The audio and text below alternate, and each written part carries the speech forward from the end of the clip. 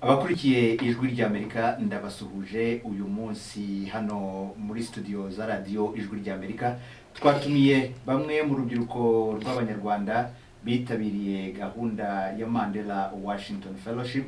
Ni gahunda yatangijwe n'uwahoze ayobora iki gihugu Perezida Barack Obama, igamije guha urubyiruko nyafurika ubushobozi bwo kuba umusemburo w'impinduka cyangwa se iterambere mu bihugu bakomokamo. Abanyarwanda ni bamwe muri 12 bitabiriye iyi gahunda, yari irimo abanyafrika bagera hafi kuri 700. Reka ntangire mbasaba ko batwibwira, batubwire kaminuza bagiye bajyamo, dore ko iyo baje hano bahamara ibyumweru bitandatu. Muri ibyo byumweru bitandatu boherezwa muri kaminuza zitandukanye za Leta Zunze Ubumwe za Amerika, hanyuma mu cyumweru cya nyuma bakaza hano i Washington DC, aho bahura bose uko ari 700 ndetse bakaganirizwa na bamwe mu bayobozi batandukanye ba Leta Zunze Ubumwe za Amerika.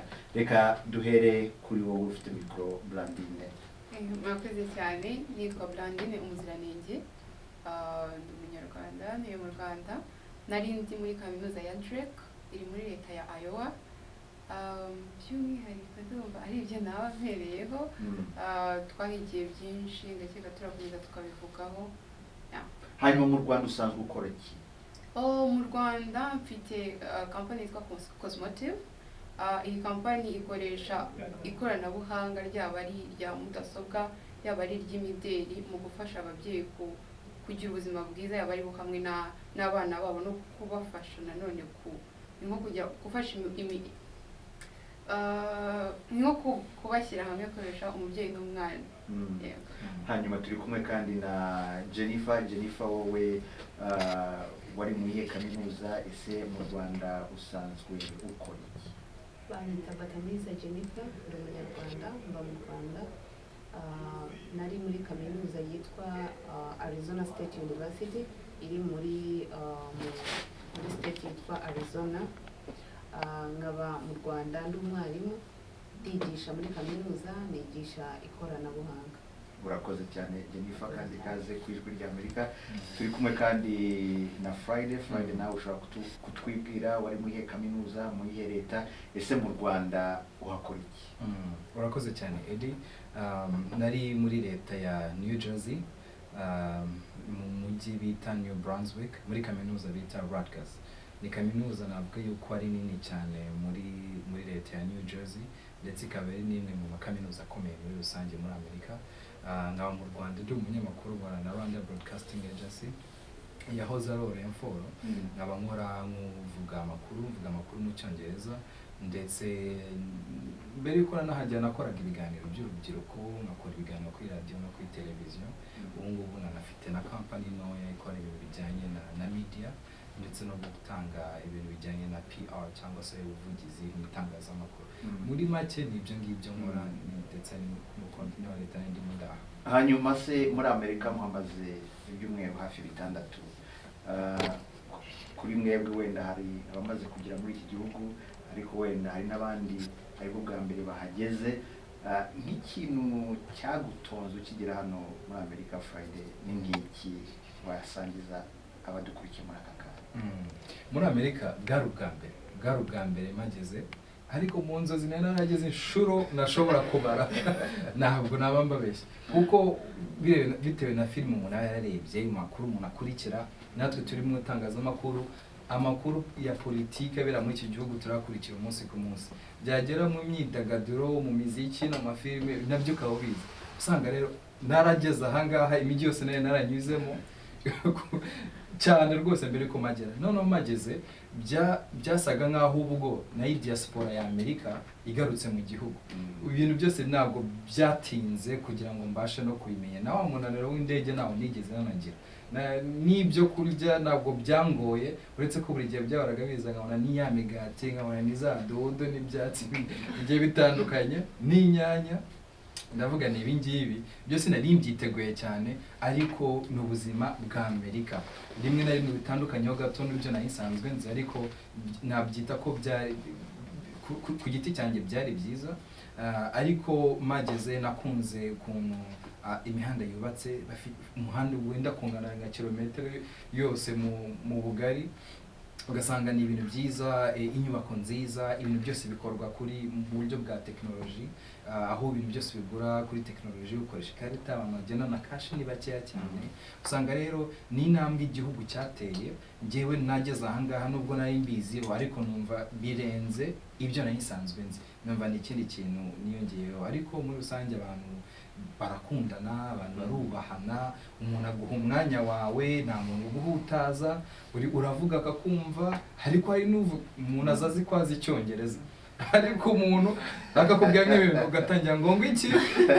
So usanga rero mugenzi icyongereza tuzi n'icyo bavuga ngaha hari ukuntu bitandukana cyane. Buriya bivana na leta iyo ariyo, ahantu uri, n'abanyamerika ubwabo hari abo usanga bashobora kujya ahantu hatari aho basanzwe baba, undi muntu akavuga bikabagora kumvikana. Jennifer, wari muri leta ya Arizona, muri iyi minsi hano muri Leta Zunze Ubumwe za Amerika ndetse no hirya no hino ku isi dufite ubushyuhe budasanzwe.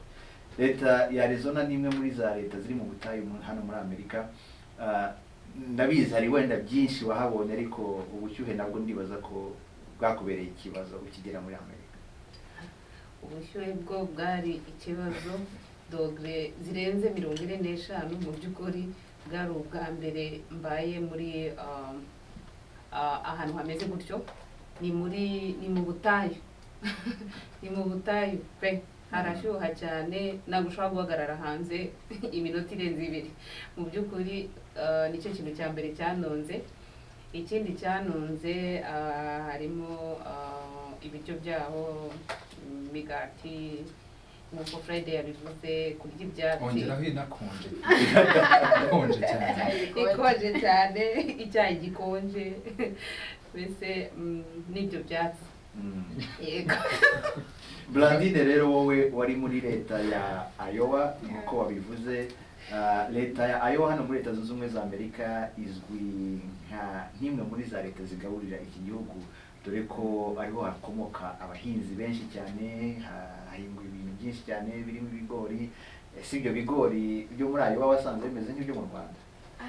Okay, baje bavuga sweet maize, sweet corn. Like, okay, ikigori ni ikigori. Kuko rwose nari nkeneye ikigori. Aho bitaniye byafite ukuntu byoroshye, bafite ukuntu bateka ntibahishe rwose. Njye nakoze n'ibihiye, barabiteka ntibabihishe. Yego, niho byari bitaniye. Ariko hari imirima myinshi pe, naravuze no kwa nyogokuru ntibahinga we. Hari imirima myinshi, ariko icyiza cyabyumva twari ahantu bahingira, byatumaga turya ibintu bigifite ubuzima kabisa. Hanyuma rero tugaruke kuri gahunda nyirizina ya Mandela Washington Forum Fellowship.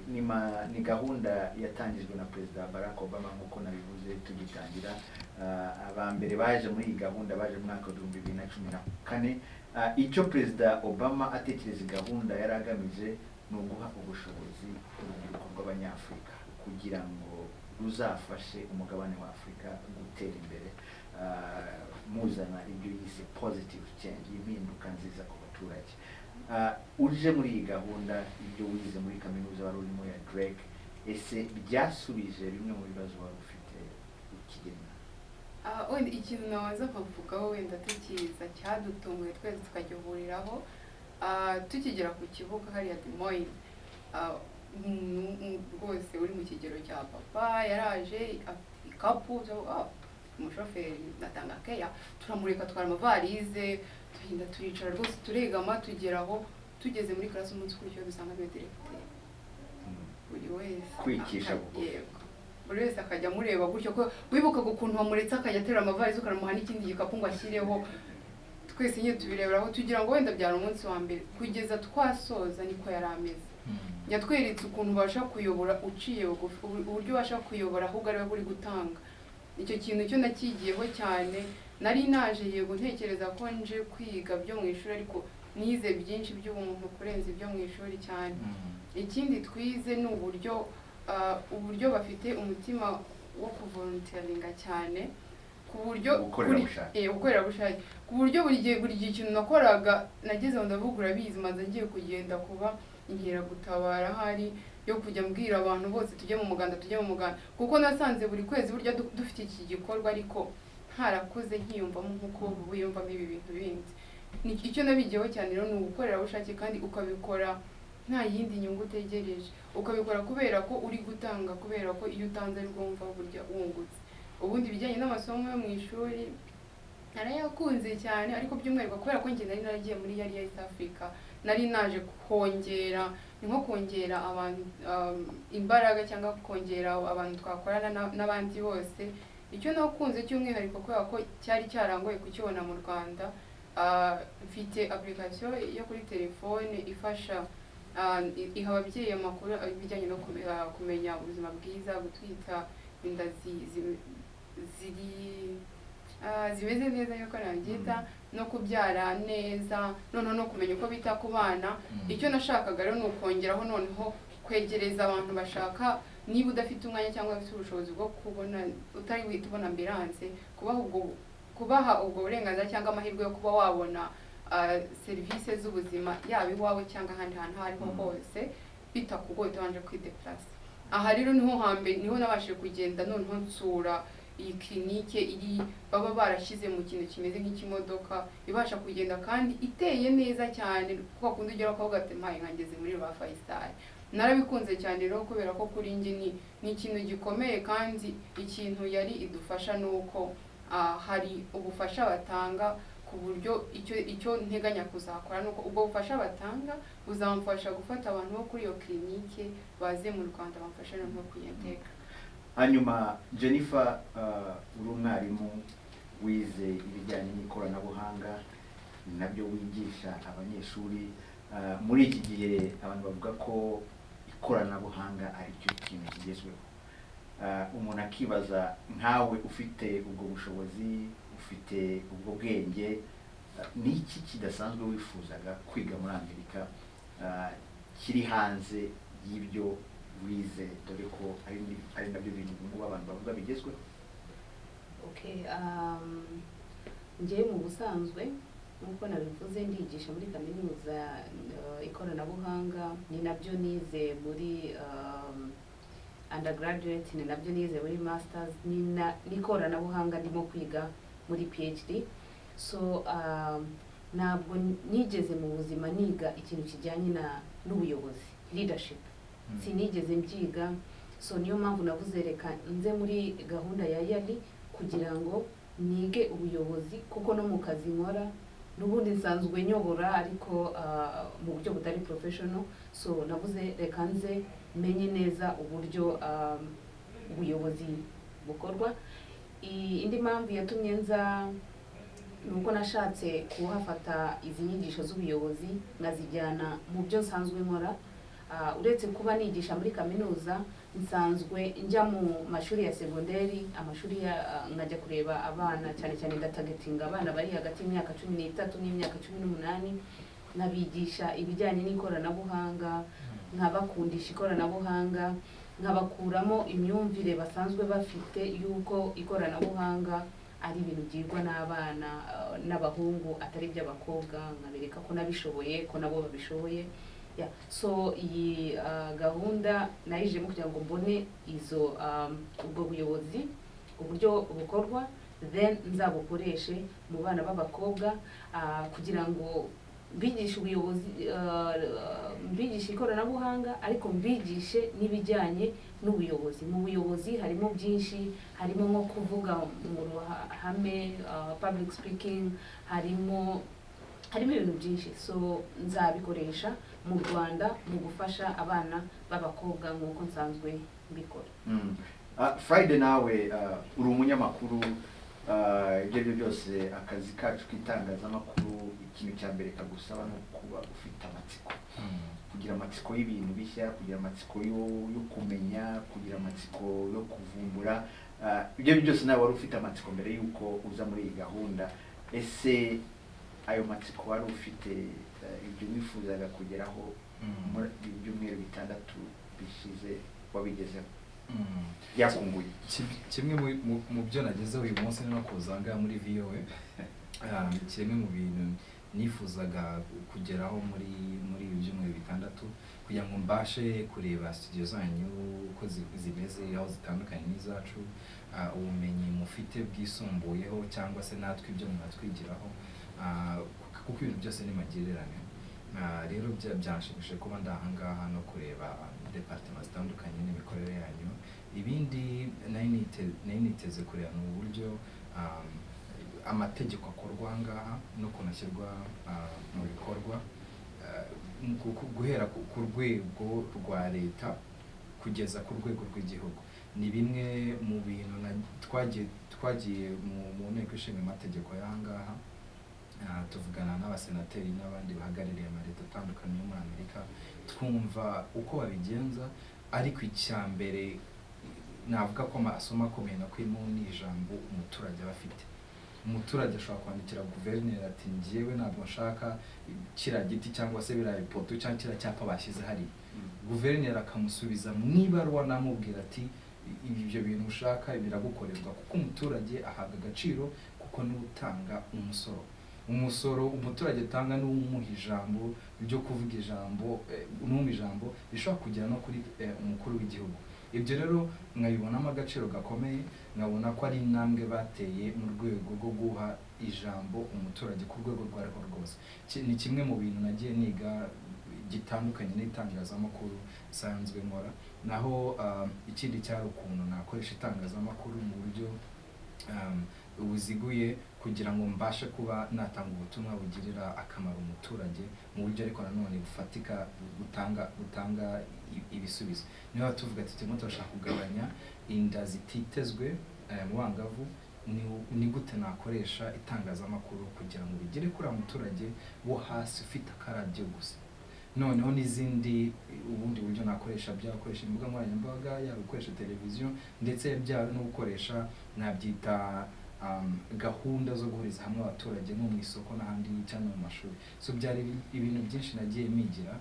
Navuga yuko natahanye ubusa, ntabwo nashyira mu kuboko gusubira mu Rwanda. Hanyuma imibare ku isi cyangwa se imibare ikorwa n'ibigo bitandukanye igaragaza ko hafi 75% y'abatuye umugabane wa Afurika ari urubyiruko. Ni nayo mpamvu Perezida Obama atangiza gahunda yaragamije ko urubyiruko rwahabwa imbaraga kugira ngo abe ari rwo umusemburo w'impinduka mu bihugu bya Afurika. Ariko kenshi na kenshi usanga mu bihugu bya Afurika urwo rubyiruko rwo rukoreshwa mu mabi, nirwo rukoreshwa ubutegetsi, ibintu nk'ibyo. Ugasanga ahanini abakuze ni nabo bakiyobora umugabane wa Afurika. Niki mubona urubyiruko rw'abanyafurika muri iki gihe mukwiye gukora kugira ngo urwo rubyiruko rwongererwe imbaraga rube umusemburo koko w'impinduka ku mugabane wa Afurika? Ntekereza icya mbere ari uko iyi gahunda ihuriza hamwe abantu bageze kuri 700 baturutse mu bihugu bigeze nko kuri birenga 28. Muri ibyo bihugu usanga abantu barimo n'abantu kugira ngo wemererwe kujya muri gahunda ugomba kuba uri hagati ya 25 na 35. Aba bantu network yabo cyangwa se ihuriro ryabo navuga yuko mu myaka 10, 15 ndetse na 20 iri imbere nibo bantu bazaba ari mu nzego z'ubuyobozi cyangwa se mu nzego z'ubucuruzi kandi zikomeye. Ni ukuvuga muri abo ngabo mushobora kuzaburamo umukuru w'igihugu, mushobora kuzaburamo minisitiri, mushobora kuzaburamo Tony Rumelu ndetse n'abandi bakomeye muri Afurika. Ni ukuvuga rero niba twahuye nkabanze umuntu wo muri Mali, nkabanze umuntu wo muri Sierra Leone, nkabanze umuntu wo muri South Africa, iyo network cyangwa se iryo huriro ni ukuvuga ngo mu gihe kiri imbere hagize ikintu kiba ageze ahantu yagera cyangwa yatana mu rwego runaka rukomeye abariho, nabafite ijambo nk'umuntu dufite ahantu twahuriye hasi namubwira ati nyamuneka Blandine muri Afurika y'Epfo ibi ntabwo ari byo, ntabwo ari indangagaciro dukeneye kuri Afurika. Ikibazo dufite ubu ngubu nuko abayobozi benshi muri Afurika navuga yuko baratugambanira. Uburyo batugambaniramo nuko baracyafite inyungu, bareba inyungu zabo kurusha inyungu z'abaturage muri rusange. Ugasanga umuperezida umwe cyangwa se umukuru w'igihugu arava ku butegetsi araha ubutegetsi undi umwe wo mu muryango cyangwa se undi mu ishyaka bahuriyemo, ugasanga burazenguruka ku bantu bamwe kandi bafite abantu nabo basa nkaho bakeza kugira ngo banashimishe, ugasanga rero baragambanira abanyafurika, baragambanira urubyiruko, ugasanga hari ahantu tudashobora kugera uyu munsi. Tukibaza tuti kugira ngo tuhuze Afurika, wenda dukore gari ya moshi zihuza Afurika, byakabaye biteza Afurika imbere. Kugira ngo tugire amatike y'indege, kugira ngo uzava ngaho ujye muri Senegal cyangwa uzajye muri Mali, usanga itike y'indege inahenze kurusha kuva ngaho ujya muri Dubai cyangwa muri Europe. Ni ikibazo, ntabwo byakabaye bimeze bityo. Ugasanga rero ibyo bintu kuba bigihari ni ko hari abantu bagifite inyungu zabo, hari abayobozi bagifite inyungu mu buyobozi bafite, bari byo nita kugambanira, twebwe kugambanira urubyiruko rukiriho, ari nabyo iri huriro risa nkaho ridufungura amaso rikavuga ati mu gihe dufite ibihugu bya Afurika urubyiruko mu myaka 15-20 ruri ahangaha, reka twebwe tubiharanire yuko mu gihe umwe azabona amahirwe tuzateza imbere indangagaciro zungura buri munyafurika wese, atari igihugu cyawe, atari ukuvuga ngo ni akarere kawe, Afurika muri rusange. Kuko abayobozi bariho ubu ngubu baratugambanira. Hanyuma Jennifer, hari abakomeza kwibaza impamvu iyi gahunda urubyiruko nyafurika ruzanwa muri iki gihugu rugakura ubumenyi bwinshi, ibitekerezo byinshi, uburyo bwinshi bwo guhindura ibintu, ariko ugasanga kugira ngo ibyo mwakuye hano mu bishyira mu bikorwa bikaba ikibazo. Murumva mwebwe nk'abanyarwanda uburyo buhariko bwatuma ibyo mwize mubishyira mu bikorwa ndetse bikagera no ku bandi benshi b'urubyiruko nka twebwe icyo navuga, iyi gahunda ya YALI nubwo ari gahunda ya leta ya Amerika ibinyuza muri ambasade zo mu bihugu byacu, nko mu Rwanda icyo navuga, iyi gahunda ya YALI barayisobanukiwe cyane. Mbere y'uko tuza twabonanye na minisitiri w'urubyiruko n'ikoranabuhanga, twaganiriye nawe aduha impanuro nyinshi, so urabona ko babyumva cyane kurusha nuko tubyumva. Yaduhaye impanuro nyinshi cyane, so ubumenyi dukura hano mu Rwanda baduha umwanya wo kuba twabishyira mu bikorwa, niko nabivuga, kuko hari bagenzi bacu already bafite association ikorera mu Rwanda y'abalunayi, so babaha space yo kuba bakora ibyo bakuye hano. So ni ukuvuga ngo nta nzitizi na zimwe dufite, kandi kuba twakwegera abaturage twagenda tubasangiza iyo gahunda biroroshye cyane. Nk'ubu nka Friday akora mu binyamakuru, byoroshye kubigeza mu banyarwanda bose. Nanjye ndi umwarimu, mpura n'abana benshi cyane, abanyeshuri benshi cyane, ni ukuvuga nanjye mbagezaho iyi gahunda nziza, na Brandine nawe akayigeza. Ni ukuvuga ngo twebwe dufite uburyo tuzabisangiza abandi banyarwanda, so kubera ko ari gahunda ishyigikiwe na leta y'u Rwanda. Icyo navuga. Urakoze cyane. Brandine, wigeze kuvuga ku bijyanye n'ibyo ukora, aho watangije application ifasha gutanga amakuru ku babyeyi gutegura kwibaruka ndetse n'uburyo bagomba gufata neza abana babo. Ni igitekerezo cyiza, nibaza ko hari byinshi wakuye hano muri Leta Zunze Ubumwe za Amerika bizagufasha muri ako kazi usanzwe ukora, ariko nanone hakazamo ikibazo cy'uburyo. Icyo kibazo cyo kimeze gite? Ese ntago rimwe na rimwe kiba imbogamizi mu byo wakabaye wifuza kugeraho? Icyo kibazo cyo kirasanzwe, ariko ni cyiza nk'uko umukuru w'igihugu akunda kutubwira, twishakamo ibisubizo uko biri kose. Nta handi mba mfite, sifite wenda munsi y'urugo ngo ndajya gukurayo ubundi buryo, ariko ikindi nigiye hano ni uburyo ubasha kubona uburyo mu buryo tutatekereza, kubona niba yaba amafaranga, yaba amaboko y'abandi bantu, yaba ubwo bwenge bw'abandi bantu. Kandi icyo noneho iyi YALI idufasha, nk'uko nari nabivuze, hari ikigega kiriho, hari ibigega bitandukanye. Hari ikiriho gifasha kuba bakuzanira umuntu wabonye hano muri Amerika, akaba yaza akagufasha bya bintu bashaka gukora ariko bamwishyuye.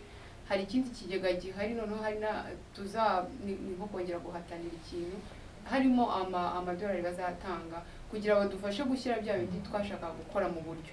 Hari ahantu henshi umuntu ashobora gushakira, nta handi mfite nakura keretse mu gukoresha ibyo mba nize byose nkashakisha kugira ngo mbigereho. ntekereza ko kuri njye rero nshobora kuba wenda ntagira ubwoba cyane bw'uburyo, ahubwo nagira ubwoba bw'igihe naba nacitse intege zo gukora, kuko igihe cyose iyo nshaka gukora ikintu nkingeraho kubera ko nshyiramo imbaraga zanjye zose. Uburyo byo ni ikibazo, ntabwo dufite henshi dukura, ariko ntekereza ko icyo nshyiraho imbaraga cyane cyangwa icyo n'undi wese yakitaho cyane ni ukubasha gukora ikintu ugikunze kandi ubona gifite akamaro. Iyo utangiye kubona nta kamaro ikintu gifite, burya nibwo utangira kongera amasaha yo kuryama, ariko iyo uzi akamaro ikintu gifite ubyuka kare pe, na mbere y'igihe washyiriyemo alarme utangira kujya wicura mbere. Ariko kuri njye agaciro bifite numva gahagije kugira ngo nzarwane kugeza wenda no ku munota wa nyuma, ariko mbashe kubona uburyo bwo kubikora. Muri ibi byumweru bitandatu bishize muri za kaminuza zitandukanye, yego mwahakuye ubumenyi cyane cyane muhabwa n'abanyeshuri muri za kaminuza cyangwa se abikorera ku giti cyabo mwagiye muhura nabo cyangwa se n'abayobozi ubwabo hano muri Leta Zunze Ubumwe za Amerika, ariko nanone mwahuye hagati yanyu nk'abanyafurika. Niki mwakuye muri uwo mubonano cyangwa se mu gusangira ibitekerezo n'abo bagenzi banyu baturuka mu bihugu bitandukanye? Kare mwahoze muri guseka ndi kuvuga ngo ngiye kujya muri Zimbabwe.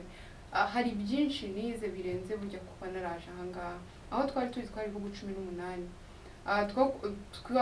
Twagerageje gusangirana ibitekerezo n'izihe nzozi buri wese afite, dusangamo abaperezida babiri, abaminisitiri, abaki, tukajya tubikora dukina ati reka mfate selfie kuri Friday, wasanga azaba visa yo kujya muri Zimbabwe, reka mfate selfie kuri kanaka, hari igihe kizagera. Noneho ikindi noneho gutekereza ati ariko nibaze ukuntu twicaye ahangaha, ubu bumenyi dufite, ukuntu twese dufite umutima wo guhindura Afurika nziza. Tekereza umwaka uzagera noneho twese tukaba turi muri za nzego zifata ibyemezo. Tekereza ukuntu bizatworohera kubasha guhamagara South Africa mu dukingurira ibi n'ibi.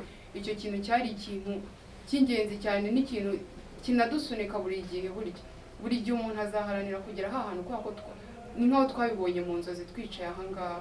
Kandi nk'imibare wavugaga n'ubundi, hari ubushakashatsi buhari ko mu 2100 Afurika niyo izaba nyine, kubera ko amaboko cyangwa urubyiruko niyo maboko y'ubukungu bwiza. Afurika niyo izaba ifite abenshi bashoboka noneho kurusha naziza biri munsi n'abandi bose bari munsi. Niyo mpamvu nk'iyi gahunda yatangiye kubera ko babashije kubona aho tuzaba turi, babashije kubona ko ari twe tuzaba noneho turi kugaburira isi yose. Niyo mpamvu bashyizemo imbaraga kubera ko icyo gihe buryo noneho tuzaba tubafite. Urakoze cyane. Friday, tugarutse kuri icyo kijyanye n'uburyo imikoranire hagati y'urubyiruko nyafurika, tunegereza umusozo, nk'ubutumwa bw'ingenzi mwakuye hano mwifuza gusangiza urundi rubyiruko haba mu Rwanda cyangwa se ahandi ku isi, cyane cyane ku mugabane wa Afurika, n'impuguke? Amagambo make navuga ko mereye ku byo twasangiye n'urundi rubyiruko rwa Afurika, ni uko wasanga hari ibyo baba bafite mu bihugu byabo byiza, ndetse n'ibyo natwe twabasangije. Usanga twarabwiye umuganda, ukababwira nko kuri mituweli, ukumva ni ibintu batazi, tubabwira iterambere tugezeho, ukuntu twuhira imirima dukoresha amadrone, gutanga amaraso dukoresha amadrone, bakumva mu Rwanda biratandukanye. Tukababwira gukunda igihugu. Usanga nyine hari ibintu bagiye batwigiraho, hakabaho kwa kwigishanya hagati y'abanyafurika muri rusange, ari nabyo byabateye ishyaka. Tukavuga tuti iri huriro ni twebwe abanyafurika rigira umumaro kurusha n'abandi. Naho ku bijyanye n'ubutumwa twagira urubyiruko n'ejo hazaza, ni ukubabwira tuti Afurika iri mu biganza byacu. Tugomba kurangiza cyangwa se guhagarika ibintu bituma twirengagiza Afurika, tugakora ibyo tugomba gukora byose kugira ngo duteze imbere ibihugu byacu, ako tunatekereza umugabane muri rusange, kugira ngo ejo hazaza tutazasanga nabyita ubukungu bwa Afurika bwaba ari buri munsi y'ubutaka, bwaba buri ku butaka bwarakendere cyangwa se bwaranarangiye. Kugira ngo ibyo bintu tujye tuhora tubitekereza, ubundi dutekereze binarushijeho uko twakuraho imipaka, imbibi zituma tudahahirana cyangwa se tudahahirana mu buryo buziguye. Mu gusoza mu magambo make cyane, ubutumwa cyane cyane ko uri n'umwarimu uhura n'urubyiruko kenshi cyane mu mashuri. So icyo navuga ni uko iyi gahunda yatumye menya ko Afurika ibibazo dufite ni natwe dufite ibisubizo. So nasanze no kuza hano ntabwo ari ukugira ngo badukemurire ibibazo dufite, ahubwo ni ukugira ngo baduhuze, ariko ubundi ibisubizo ni twebwe tugomba kubyishakamo. Bitewe n'uko abantu babazaga ibibazo hano barangiza bakababwira okay munishakemo ibisubizo. So nasanze muri Africa already dufite ibisubizo. Sinavuga ko ari ibintu byinshi cyane twakuye hano, no, nasanze twebwe ubwacu twifitiye ibisubizo, ahubwo tugomba gukoresha, abantu bagakoresha impano zabo, tugakoresha ubwenge dufite, kuko nasanze abanyafrika dufite ubwenge bwinshi cyane.